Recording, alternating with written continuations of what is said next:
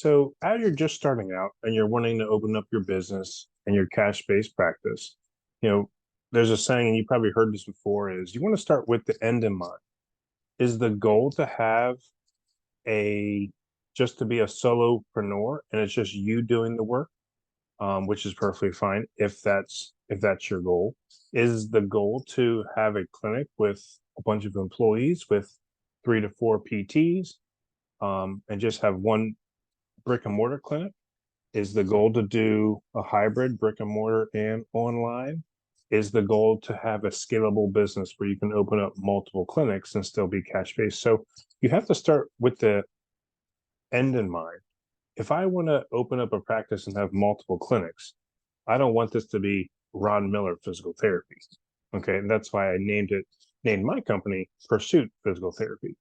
So as you're starting out, I know it's a lot, but you always want to start with the end in mind so you're setting yourself up for success later on. So you don't want to start off as Ron Miller Physical Therapy, but then all of a sudden you're growing and everyone's asking for Ron and no one wants the other PTs. So you always want to start with the goal. What is your goal? Is it just to escape standard healthcare and be a solopreneur, a solo practitioner, and just treat patients the way you want, which is perfectly fine? Then plan for that.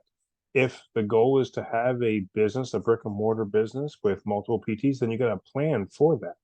Okay, so before you start going through this checklist, what is your company vision? What is the goal here?